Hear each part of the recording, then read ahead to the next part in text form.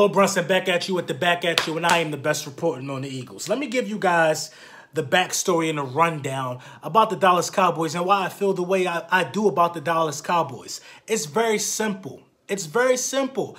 In 25 years, in a quarter of a century, they've won 2 playoff games. Most of my entire adult life, we've been better than them. Been to 2 Super Bowls, been about 7 NFC Championship games, making the playoffs multiple times, going deeper in the playoffs than them, obviously. They only won 2 playoff games in 25 years.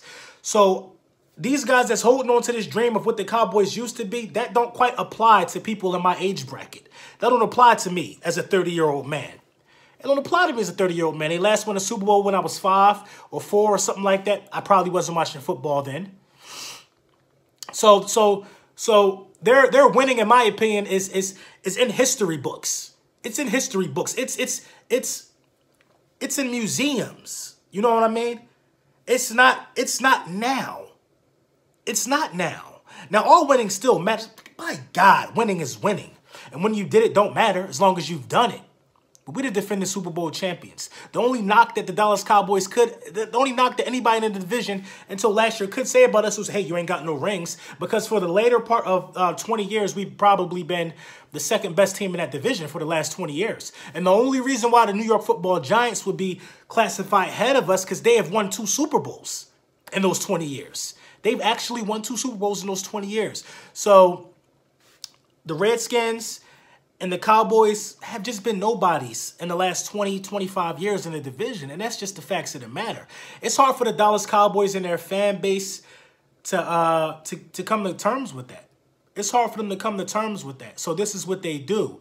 I think for like, let's say the last week and a half, I've had 5 different content creators make videos about Lord Brunson. And they all start off their videos with this: Lord Brunson is a bitch. Excuse my French. You guys know I don't like to use bad language on my channel. You know what I mean? They all start off their content with stuff like that. Now, I just want to rewind that because, mind you, I've never met any 5 of these guys. I've never met any of them. Never met any of them. 4 out of the 5 are in their 50s, I believe. One guy's just, around my age. Now, this is the internet, man. I'm going to warn you guys about something about the internet. The internet is it's mostly fake. The internet is mostly fake. The internet is where you could step into this realm of being something that you're really not in real life. I say that to say this. These guys say things that they wouldn't dare say to me in my face. They wouldn't dare say none of that stuff to me in my face. They wouldn't dare say none of that stuff to me in my face. Now, I've had the pleasure of meeting E-Rock. E-Rock is one of the guys that is exactly how he is in his podcast, in real life, at his tailgates. You ever seen the video? That's exactly who he is. And I am exactly who I am.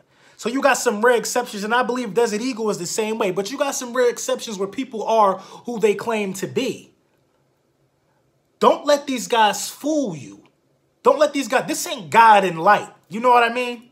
This ain't God and light. This ain't the stories. This ain't your grandmom sitcoms. Don't let these guys fool you because they say things and they got you guys thinking that it's personal. But how can anything be personal if you don't know none of these guys? How can it be personal if you don't know any of these guys? It's never personal. They're just doing this stuff because they're jealous of other content creators. And what they're doing is trying to get a name, quote unquote. Now, I doubt that's Simon's agenda because he's been on YouTube longer than me, even though I got more subscribers than him and I get more views than him and I'm better at what I do than him. But that's no fault to him for why he's made 2 videos about me in the last couple of weeks, basically saying the same thing. What these content creators don't have is the juice. They don't got the juice, nor do they have the mental capacity to even dissect what they just watched in a football game that they claim to be reporting on and talking about. All they're going to say is the Dallas Cowboys are going to beat the Philadelphia Eagles. This is all the Cowboys fans right now, but not many of them are saying why. And if they do say why, they're going to run into something that they've seen on ESPN or First Take or something like that. They don't know why they're going to beat us. They just think they're going to do it because they won 4 in a row. That's not how football works. Winning streaks come to an end. Winning streaks come to an end. And how dare you as Dallas Cowboys fans talk down on us like the pressure ain't on you as well this coming Sunday. Like, you don't have to deliver. Jobs are on the line in Dallas. You wasted a first-round pick. So you're going to be stuck with Dak Prescott. For sure you're going to be stuck with Dak. Your coach might go after this season, but you're going to be stuck with Dak. Because you got to give Dak that respect. Hey, maybe it wasn't me. You believe in me. Maybe it was the coach. But I can sit here as an intelligent football fan. I can sit here confidently in my skill set and tell you why the Philadelphia Eagles can and will beat the Dallas Cowboys. Because the tide is turning. We had finally won our 2 games in a row. Now, granted, we haven't won back-to-back games all year long. It's happened. With this win over the Washington Redskins, that has happened. And you want to know why? We're playing a different style of football. We're implementing the run with the pass. We're more balanced right now. I believe we got 10 players on IR on the defensive side of the ball alone. Some of them guys coming back.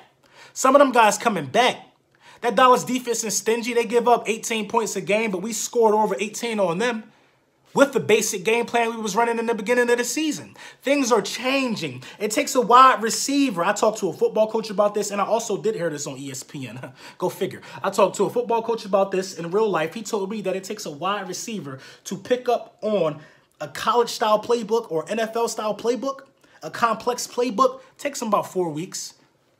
Golden Tate has been here about 4 weeks now. A little over 4 weeks, I think. We on time. You seen how he looked last week? Things that Golden Tate is going to be a force. You're going to have to keep your eye on him all shot. This is so much you got to keep your eye on if you play in the Dallas secondary. Our secondary is decimated, says who? I love Crevion LeBlanc. I like what I'm seeing out of Crevion LeBlanc. I like what I'm seeing. Oh, we beat Mark Sanchez, this, that, and the third. A win is a win in the NFL. You're supposed to beat the teams you're supposed to beat. You're supposed to take care of that type of business. You're supposed to do that. I'm tired of losing the teams that we're supposed to beat. We're not doing that no more. It's a different brand of football that's being played. Now, the Dallas Cowboys and all their imaginary glory and how they feel about themselves right now still are only 1 game ahead of us after a 4-game winning streak. But we average. The way it sounds like they got a 3-game lead on us or something. They not realizing that when we beat them on Sunday, this shit is knotted back up. It's knotted back up. The Dallas Cowboys have the division is trash. In all actuality, the Dallas Cowboys have what is the word I'm looking for? They don't have a division-leading record. They had a wild card record. There we go. They got a wild card record. They had the same record as the Seahawks, I believe. Who beat them? They got a wild card record, man. They're not nothing that I'm afraid of. All the insults that I'm getting from the Dallas Cowboys, all the people making videos about me, it don't bother me.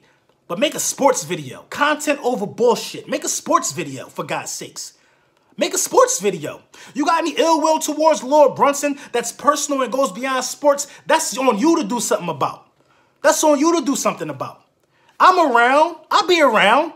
I'll be in Texas in a few weeks too. If you feel like that I am what you say I am, just come on down and tell me. Come on down and tell me. But y'all don't do stuff like that, man, because y'all not like that. Y'all not like that. So stop using all the bad words on the internet. Stop capping on the internet, because you're not like that, dog. You're not like that. I'm 30 years old in the prime of my life. Some of you dudes about to be 60 or are 60. What you think will happen in that situation? It'll be a mess in your depends. What you think will happen in a situation like that? I know. You're not like that, so why even got to go that far? You're not like that. And for the dudes who are my age, you're not like that either. We cut from different cloths. This is why my page does things that your page don't do. It's content over BS over here. Tell me about the Cowboys. Tell me about how the Cowboys are going to do. Tell me about how the Cowboys going. I'm dying for an intellectual conversation with a Cowboys video maker. Maybe I'm just talking to the wrong people.